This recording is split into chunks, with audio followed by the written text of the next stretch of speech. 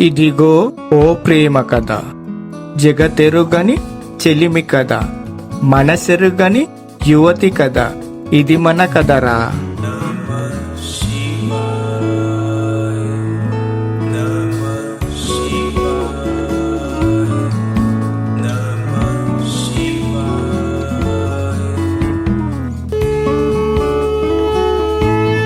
సృష్టికి మూలం హిందూ ధర్మం, విశ్వాంబరమై వెలిగే తేజం, మనదే మనదే మనదేలే.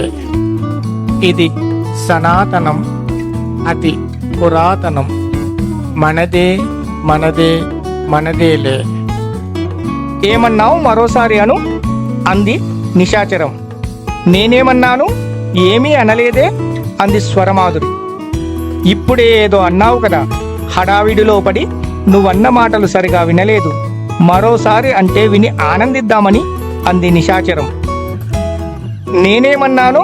అనవసరంగా నన్ను అనుమానిస్తున్నావు అంది స్వరమాధురి. అలాగా, కోపంలో అన్న మాటలు, ఆవేశంలో తీసుకున్న నిర్ణయాలు అనర్థాలకు దారితీస్తాయి, జాగ్రత్త అంటూ అక్కడి నుంచి వెళ్ళిపోయింది నిశాచరం. నిశాచరాలు అక్కడి నుంచి వెళ్ళిపోగానే గట్టిగా అరిచింది స్వరమాధురి. ఆ అరుపుల యొక్క ప్రతిధ్వని గుహలో మళ్ళీ మళ్ళీ వినిపించింది. కొద్దిసేపు ఆగి చుట్టూ చూసింది స్వరమాధురి. ఒక్క కన్యక కూడా కనిపించలేదు. అక్కడి వస్తువులన్నీ చెల్లా చెదురుగా పడి ఉన్నాయి. కొలనులోని నీరంతా బురదతో నిండింది. బలి కోసం తీసుకువచ్చిన జంతువులు కూడా కనిపించలేదు. బలి ఇచ్చిన జంతు కళేబరం కూడా కనిపించలేదు. కాకాలీరవ దేవతా విగ్రహం ముందర ఏర్పాటు చేసుకున్న హోమగుండం చెల్లా చెదురుగా మారింది. అయినా చిన్నగా సంగీతం మాత్రం వినబడుతూనే ఉంది. బాగా శ్రద్ధగా వినసాగింది స్వరమాధురి. ఆగకుండా సంగీతం మాత్రం వినబడుతూనే ఉంది. నా తంత్ర ప్రయోగం భగ్నం అయ్యాక కూడా ఈ అద్భుతమైన సంగీతం వినబడుతుందంటే? మెల్లిగా లేచి నిలబడే ప్రయత్నం చేసింది. తన వల్ల కాలేదు. తన శరీరంలోని శక్తినంతా ఎవరో లాగేసుకున్నారు. ఓపిక లేదు. అక్కడ ఎవరైనా ఉన్నారా అంది స్వరమాధురి. మరోసారి ఎవరైనా ఉన్నారా అంటూ గట్టిగా అరిచింది స్వరమాధురి. మధురమైన సంగీత ధ్వని ఆగిపోయింది. అది గమనించిన స్వరమాధురి బాగా ఆలోచించి, మాధుర్యమైన సంగీతాన్ని వాయిస్తున్న ఓ మధురవాణి, మీరెవరో నాకు తెలియకపోయినా మీ సంగీత మాధుర్యం నా మనస్సును ఆనందపరిచి నాలో కొత్త అనుభూతిని కలిగించింది. దయచేసి మీరెవరో నా ముందరికి రండి. మిమ్ములను నేను చూడాలనుకుంటున్నాను. మీ మధురమైన సంగీత ధ్వని వినటం వలన అనుభవిస్తున్న బాధను మర్చిపోగలిగాను. అందుకు మీకు ధన్యవాదాలు తెలుపుకుంటున్నాను. దయచేసి నా యందు దయతలిచి నా దగ్గర ఉన్న ఈ విలువైన మణిహారాన్ని మీకు బహుమతిగా ఇవ్వాలనుకుంటున్నాను అంది స్వరమాధురి. కొంత సమయం గడిచింది. ఎవ్వరూ తన ముందరికి రాలేదు. మా ఆడవాళ్ల మనసు నవనీతం కన్నా సున్నితమైనది. ఆడవాళ్ళంటేనే త్యాగదనులం. మీకు వేరే చెప్పనవసరం లేదు. మీ వల్ల నాకు చాలా మేలు కలిగింది. మీ రుణం ఈ జన్మలో తీర్చుకోలేనిది అంది స్వరమాధురి. కొద్దిసేపటి తర్వాత కాకలీరవ విగ్రహం వెనుక కదలికను గమనించింది. కాని కాకలీరవ విగ్రహం వెనుక నుంచి ఎవ్వరూ ముందరికి రాలేదు. మీరు నన్ను సందేహిస్తున్నారా? నేను మిమ్ములను గమనించాను. మీరు కాకలీరవ విగ్రహం వెనుక ఉన్నారన్న విషయం నాకు తెలుసు. ఈ గుహలో మీరు ఎంతకాలమైనా ఉండొచ్చు. ఇకపై ఈ గుహ మనందరిది. ఒంటరిగా ఉండటం నాకు ఇష్టం లేదు. నా దగ్గర ఉన్న కన్యకలు కూడా కష్టకాలంలో నన్ను వదిలేసి వెళ్ళిపోయారు. ఇప్పుడున్న పరిస్థితిలో స్నేహితులైనా బంధువులైనా మీరు మాత్రమే. దయచేసి నాకు సహాయం చెయ్యండి. నేను లెవ్వలేని పరిస్థితిలో ఉన్నాను అంది స్వరమాధురి.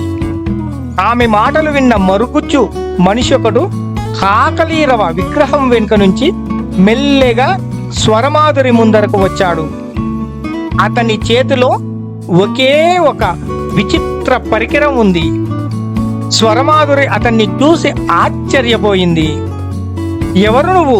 ఇంత చిన్నగా ఉన్నావు, నా మోకాలి కాడికి ఉండవు.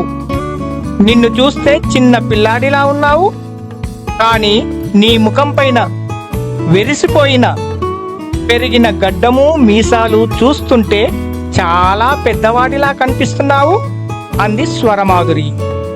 అవును, నేను నీకన్నా చాలా పెద్దవాడిని, నేను శతాధిక వృద్ధుడని అన్నాడతను. చాలా సంవత్సరాలుగా ఈ గుహలోనే ఉంటున్నావా అంది స్వరమాధురి. అవును, నిజానికి ఈ గుహ మాది. ఈ కాకాలిరవ విగ్రహం ఏర్పాటు చేసింది మేమే అన్నాడతను. అలాగా, అయితే మీకు చాలా శక్తులున్నాయన్నమాట అంది స్వరమాధురి. మీరు నా నుంచి ఏమైనా ఆశిస్తున్నారా ప్రశ్నించాడతను. అవును, నేను తంత్ర వశీకరణ చేస్తుంటే అది వికటించింది. ఇదిగో ఇలా అయిపోయాను అంది స్వరమాధురి. మీకు తంత్ర విద్య గురించి సరిగా తెలిసినట్టు లేదు అన్నాడతను. ప్రస్తుతం మీరు నన్ను మామూలు స్థితికి తీసుకురాగలరా అంది స్వరమాధురి. తీసుకురాగలను. అందుకు బదులుగా మీరు మా యంత్రపీఠాన్ని రక్షించగలరా అన్నాడతను. యంత్రపీఠమా అంటే అంది స్వరమాధురి. యంత్రపీఠం మీకు తెలియకపోవచ్చు, చాలా మహిమ కలిది. ఈ గుహని మమ్ములను రక్షిస్తున్నది ఆ యంత్రపీఠమే అన్నాడతను. నేను మీరు ఏది చెప్తే అదే చేస్తాను. నాకు మీరు కనిపించే దేవుడు అంది స్వరమాధురి. ఆ మరుగుజ్జు మనిషి ఏమీ ఆలోచించకుండా ఒక చిన్నని చతురస్రాకారపు పెట్టెను కాకాలిరవ విగ్రహం వెనుక నుంచి తెచ్చి ఆ పెట్టెలో గుడి గోపురం లాంటి యంత్రాన్ని తీసి స్వరమాధురికి తాకించాడు. స్వరమాధురి మామూలు స్థితికి వచ్చింది. ఎన్నో అతీత శక్తులు వచ్చిన భావన. మనస్సంతా తెలియని ఆనందంతో నిండిపోయింది. దేవుడు నీ రూపంలో నాకు కనిపించాడు. నా మటుకు మాత్రం నువ్వే నా దేవుడివి. ఇప్పటి నుంచి మీరు నాకు ఏది చెబితే అదే చేస్తాను అంది స్వరమాధురి. సరే, ప్రస్తుతం నీతో నాకేమీ పని లేదు. ఎదుటి వాళ్ళు కష్టాల్లో ఉంటే ఆదుకోవడం కనీస ధర్మం. అందుకే నీకు సహాయం చేశాను అంటూ అక్కడి నుంచి వెళుతుంటే స్వరమాధురి అడ్డుపడి, ఓ నా దేవుడు గారు, ఇక్కడ మీరు ఒక్కరే ఉన్నారా, లేక మీలాంటి దేవుళ్ళు చాలా మంది ఉన్నారా అని అడిగింది. నాతో పాటు చాలా మంది ఉన్నారు అన్నాడు మరుగుజ్జు మనిషి. మీ అందరికీ భోజన సదుపాయాలు ఎక్కడి నుంచి వస్తాయి అంది స్వరమాధురి. ఎందుకు అడిగాడు మరుగుజ్జు మనిషి. నా బాధను దూరం చేసి నా ప్రాణాలను కాపాడి నన్ను మామూలు స్థితికి తెచ్చారు. కష్టాలలో నన్ను ఆదుకున్నారు. మీ అవసరాలు తీర్చడం నా కనీస బాధ్యత అంది స్వరమాధురి. మీరు మమ్ములను అర్థం చేసుకున్నందుకు చాలా సంతోషం. అవసరం వచ్చినప్పుడు తప్పకుండా మీ సహాయం అడుగుతాను అంటూ అక్కడి నుంచి వెళ్ళిపోయాడు మరుగుజ్జు మనిషి.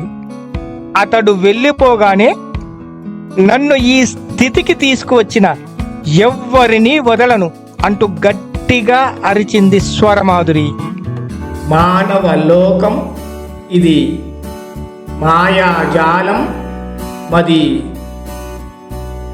గాయపడిన హృది కార్చిన అమూల్య చరితం ఇది.